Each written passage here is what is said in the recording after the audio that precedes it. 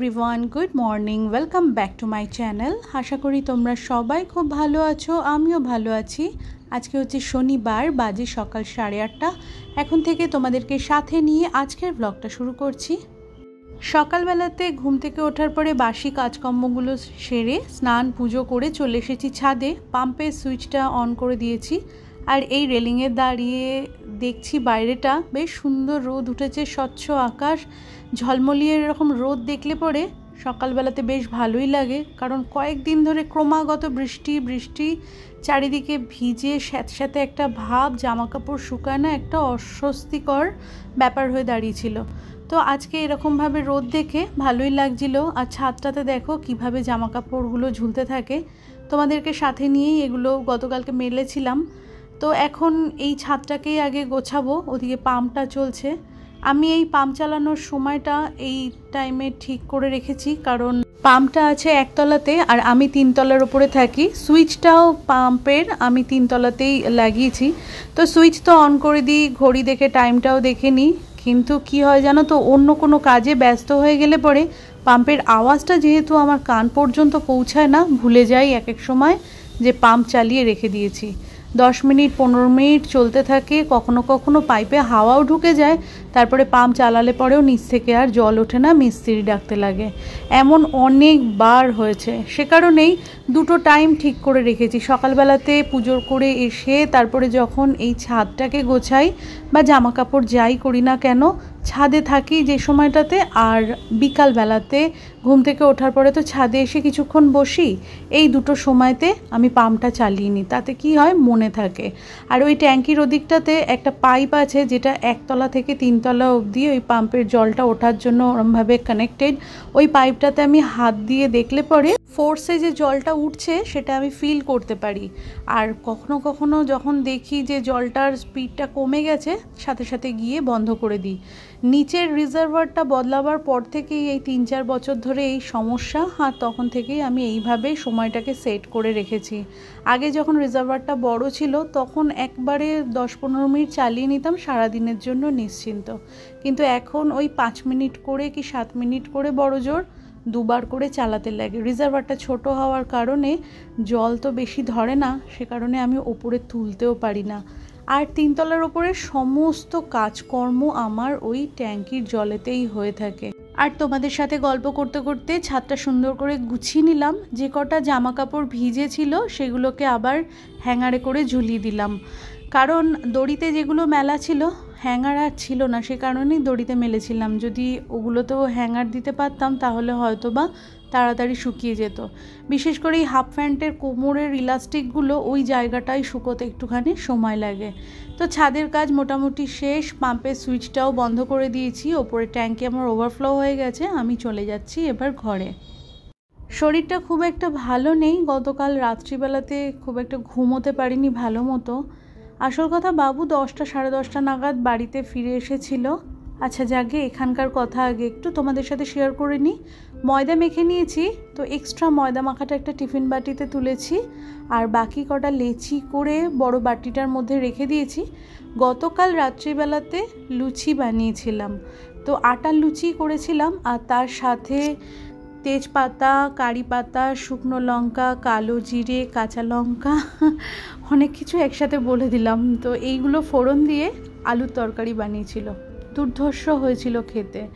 এত সুন্দর গন্ধ হয়েছিল, যেমন শুকনো লঙ্কা ভাজা হলে একটা সুন্দর গন্ধ হয়, তেমনি তেজপাতা ভাজারও একটা সুন্দর গন্ধ আসে, তার সাথে ছিল কারি পাতার গন্ধ। তো শুধু আলুর তরকারি আর ওই আটা দিয়ে লুচি করেছিলাম। তো এখন আটা মাখা যেটুকুনি আছে সেটা দিয়ে 3 জনের আর হবে না, সে কারণেই আর একটু ময়দা মাখা একটু বেশি করে মাখলাম, থাকলে পরে বিকালবেলাতে ওদের 2-4টে ভেজে দিতে পারবো। তরকারি কিছু নয়, একটা করে নেব। তো গতকাল রাত্রিবেলাতে শুতে আমাদের প্রায় 2:30 মতো বেজে গেছে। বাবু তো 10টা 10:30 নাগাদ রোজকার মতো বাড়িতে চলেই এসেছিল। তারপরে জামা কাপড়টা ছেড়ে ফ্রেশ হয়ে ওকে জাস্ট খেতে দেবো, আমি রান্নাঘরে গেছি। লুচির লেচিগুলো কেটেছি ভাজবো বলে। তো এমন সময়তে ওর বন্ধুর ফোন যে তার ভাইয়ের বাচ্চাটা 8 বছর মতো বয়স, তার এত অসহ্য মাথায় যন্ত্রণা হচ্ছে, তাকে কিছুতেই ঘরে ধরে রাখা যাচ্ছে না। সে কান্নাকাটি বিচ্ছিরি একটা অবস্থা। তো আমার বাড়ির সামনে একটা শিব মন্দির আছে, ওইখানে অ্যাম্বুলেন্স থাকে। তো অ্যাম্বুলেন্স বললে পরেই যে সব সময় তো অ্যাভেলেবেল হয় না, সে কারণে বাবু আবার জামা কাপড় পরে বাইরে গেল দেখার জন্য যে অ্যাম্বুলেন্স আছে নাকি। তো অ্যাম্বুলেন্সটাও ছিল ওখানে। তারপরে বাবু ফোন করে বলাতে সাথে সাথে ও নিয়ে গেল, তাকে হসপিটালে নিয়ে যে রাত্রিবেলাতে ভর্তি করে রাখা হয়েছিল। জানি না কী কারণে অত অসহ্য যন্ত্রণায় বাচ্চাটা কষ্ট পেয়েছিল, তবে ভালো আছে, আজকে বাড়িতে ফিরে এসেছে। তো এটাই হচ্ছে মেন কথা। সকালে জলখাবারটা খাওয়া দাওয়ার আগে বাবু বাজারটা সেরে ফেলেছে। ঘরে সেরকম কোনো কিছুই সবজি ছিল না, আর সাথে ডিমের ট্রে, 2টো দুধের প্যাকেট, এই সমস্ত কিছু নিয়ে এসেছে। আলুর তরকারিটা ছিল কড়াইতে, এই কড়াইতেই আজকে রান্নাবান্নাটা সারবো, সে কারণে কড়াইটা ভালো করে মেজে ঘষে পরিষ্কার করে নিলাম। আর বাইরে থেকে হয়তো অনেকটা গাড়ির আওয়াজ তোমরা পাচ্ছ, প্লিজ ওটা অ্যাভয়েড করো, রাস্তার ধারে বাড়ি, সেটা তো তোমরা জানোই। সবজিগুলোকে তো বাস্কেটে ভরেছি, কিন্তু কড়াইটা যেহেতু সিঙ্কের মধ্যে ছিল সে কারণে কড়াইটা আগে মেজে ঘষে পরিষ্কার করে নিলাম। নেয়ার পরে সবজিগুলো এবারে ভালো করে ধুয়ে নেব। আলুও এনেছে, কিন্তু এই মুহূর্তে ধোয়ার জায়গাটা নেই, তাই ভেবেছি সবজিগুলোকে ধুয়ে নিয়ে একেবারে একটু জল ঝরিয়ে নেব, তারপরে আলুগুলোকে ধুবো। কারণ আলুর মধ্যে প্রচণ্ড পরিমাণে ময়লা থাকে, যেটা ভালো করে না ধুলে পরে সে যখন আলুতে হাত দেব তখন হাতের মধ্যে সেই একটা হলুদ হলুদ নোংরা ধুলো মতো লেগে যায়, মাটি মাটি মতো যে কী যে ওটা মেশানো থাকে সেটা আজও অবধি আমি বুঝতে পারলাম না। তো যাই হোক, এবারে সবজিগুলোকে সমস্ত কিছু ধুয়ে নেব। আর আমাদের তো জলখাবার খাওয়া হয়ে গেছে, আটার লুচি, ময়দার লুচি সমস্ত কিছু মিলিয়ে মিশিয়ে আমরা 3 জনে খেলাম। আর আলুর তরকারি যেটুকুনি ছিল সেটা দিয়ে 3 জনের খুব ভালো মতো হয়ে গেছে। আজকে সবজির মধ্যে আনা হয়েছে পেঁপে, মিষ্টি কুমড়ো, শসা, ভেন্ডি, পটল, উচ্ছে, আর ওদিকে ফলের মধ্যে এনেছে কলা, আপেল, টমেটো এনেছে, কাঁচা লঙ্কা, ধনেপাতা, এগুলো সবই এনেছে। বাঁধাকপি আছে, ফুলকপি আছে। ফুলকপিটা ভেবেছি আজকে রান্না করব। তোমাদের সাথে গল্প করতে করতে সংসারের কাজগুলো সারছি ঠিক কথাই, কিন্তু কাজ করতে আজকে আমার একদম ভালো লাগছে না। কারণ শরীরটা ভালো লাগছে না, মাথাটা অসম্ভব যন্ত্রণা হচ্ছে, আর শরীরের ঠিক একটা এনার্জিও নেই, কাজ করতেও সেই জন্য মন লাগছে না, কিন্তু করতে তো হবেই। সে কারণে যেটুকুনি পারছি যত অল্পের মধ্যে দিয়ে হয় সারার চেষ্টা করছি। দুধের প্যাকেটগুলো কেটে জালে বসিয়ে দিয়েছি, আর ডিমের ট্রেটা কেটে নিয়ে ফ্রিজে যেখানে রাখার এটা রাখলাম। এই একটার মধ্যে 10টা মতো ডিম ধরে, আর ওই বাটিটার মধ্যে 20টা মতো ডিম ধরে। এইভাবেই ভাগ করে আমি 30টা ডিম সব সময়তে ফ্রিজের মধ্যে গুছিয়ে রাখি। দুধটা জাল হয়ে গেলে পরে তারপরেই দুপুরে রান্নাবান্নাটা বসাবো। জলখাবার খাওয়া দাওয়ার পরে কিছুটা কাজকর্ম করে নিয়ে আর কাউন্টার টপের ওপরটা খালি করে মুছে পরিষ্কার করে নিয়ে ঘরে গিয়ে একটুখানি শুয়েছিলাম। মায়ের সাথে কথা বললাম, মা বলছে যে একটু চা বানিয়ে খেলে পরে মাথাটা ছেড়ে যাবে, কিন্তু আমার যেহেতু ওরম চা খাওয়ার নেশা নেই, চা খেলেও আমার কিচ্ছু হয় না ততক্ষণ পর্যন্ত না ঘুমাচ্ছি। তো একটুখানি ঘুমালাম, তারপরে এসে এই তরকারি বানাচ্ছি, আর গতকালের মুসুর ডাল রয়েছে, ভাতও বসিয়ে দিয়েছি। বেশি সময় লাগবে না, কারণ আমার ওই ভেজ মশলাটা বানানো আছে। সময় অসময়ে এরকম মশলা কিন্তু অনেক কাজে দেয়। এই কাপটা আমি কালিম্পং থেকে কিনেছিলাম। এর মাথাতে একটা ঢাকনা ছিল, সে তো কবেই ভেঙে চুরে গেছে। তো তারপরে এই কাপটাতে মাম্মাম দুধ খেত, আর বর্তমানে আমি স্পুন হোল্ডার হিসাবে ব্যবহার করছি। তো এখন ঘরে চামচের পরিমাণ এত বেড়ে গেছে, এই কাপের মুখের গোলটা যেহেতু একটু ছোট হয়ে যায়, চামচগুলোকে ঠেলে ঠেলে ঢুকাতে হয়।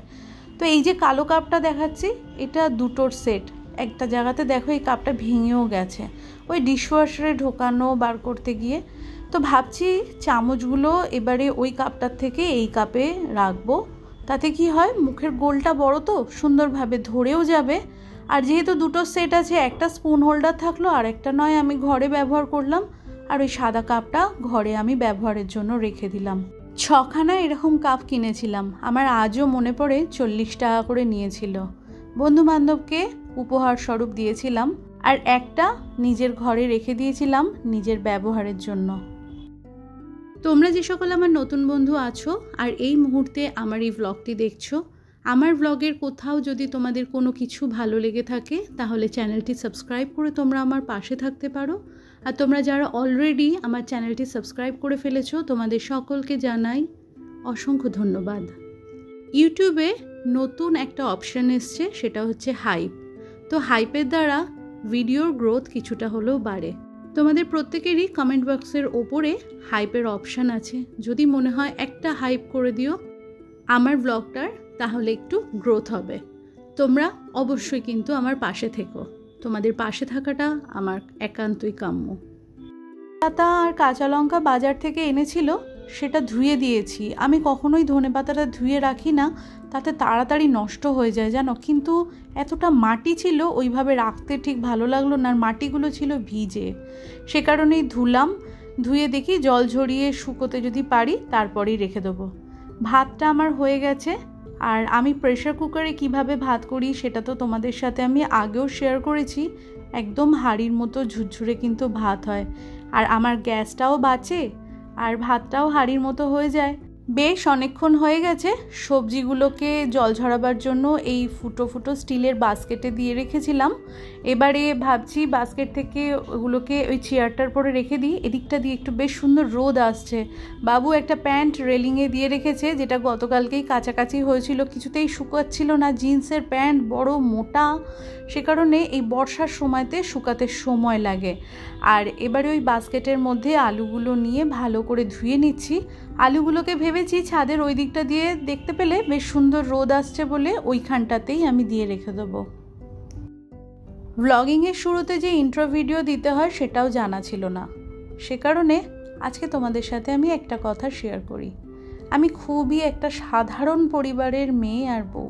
সংসারে প্রতিদিনের কাজকর্মের মধ্যে দিয়ে নিজের কিছু মনের কথা, নিজের আবেগ অনুভূতিগুলো বন্ধু মনে করে তোমাদের সামনে ভিডিওর মধ্যে দিয়ে তুলে ধরি, যার মধ্যে তোমরা হয়তো কখনোই কোনো নেগেটিভিটিটা খুঁজে পাবে না। যেটুকুনি বলি, যা করি, সেটা সম্পূর্ণ আমার নিজেকে ঘিরে নিজস্ব অভিজ্ঞতা, এই সমস্ত কিছুটাই আমি শেয়ার করার চেষ্টা করি। একজন ব্লগার হিসাবে নিজেকে কখনোই দেখি না, বা অ্যাজ এ ক্রিয়েটার রূপেও নিজেকে কোনো কিছুই মনে করি না। আমি অতি থেকে অতি সাধারণ একটা মানুষ। তবে আমার ক্ষুদ্র বুদ্ধিতে যেটুকুনি জানা আছে সেই এতে বলি যে অ্যাজ এ ব্লগার যে কোনো মানুষ নিজের জীবন সম্পর্কে তার দৃষ্টিভঙ্গি, তার যে কোনো বিষয় সম্পর্কে মতামত, আর নিজের জীবনযাপন পদ্ধতি মানে ওই লাইফস্টাইল একটা ভিডিওর মাধ্যমে এরকম পাবলিক প্ল্যাটফর্মে প্রকাশ করতে পারেন। তো একজন মানুষ শুধু যে প্রত্যেক দিনের যে কি কাজ করছে শুধু কি সেটাই দেখায়? সেখান থেকে কিন্তু তার কথাবার্তা, হাল চাল, ভাব ভঙ্গিমা, চাল চলন সব কিছুই কিন্তু ফুটে ওঠে। অনেকে ভালো গান গাইতে পারে, অনেকে ভালো ছবি আঁকে, বা সুন্দর হাতের কাজ করে। আসল কথা কি জানো, একটা মানুষ আর একটা মানুষের থেকে সম্পূর্ণ আলাদা।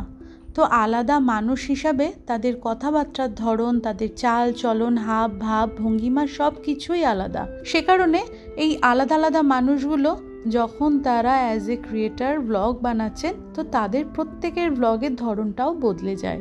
ব্লগারের নিজস্ব বৈশিষ্ট্যটা এই ব্লগিংয়ের মধ্যে দিয়েই প্রকাশ পায়। তোমরা অনেক বন্ধুই আমাকে জানিয়েছো যে এই গাছটার নাম, এটা হচ্ছে স্নেক প্ল্যান্ট। আর সুমনা, তুমি আমাকে বলেছিলে যে গাছটা কিভাবে পরিচর্যা করতে লাগে। দেখো, ঠিক তোমার কথা মতোই আমি একদম ঝমঝমিয়ে বৃষ্টি নামা মাত্রই গাছের টবটা নিয়ে গিয়ে ওই বৃষ্টির মধ্যে দিয়ে দিলাম। গাছের ব্যাপারে বলার জন্য তোমাদের সকলকে ধন্যবাদ জানাই। আর আরও গাছ আছে, একটু সাহায্য করো, শিখিয়ে দিও। আর দুপুরের খাওয়া দাওয়া তো কমপ্লিট হয়েই গেছে। তোমরা ভালো থেকো, সুস্থ থেকো। দেখা হচ্ছে তোমাদের সাথে নেক্সট ব্লগে। ততক্ষণের জন্য টাটা।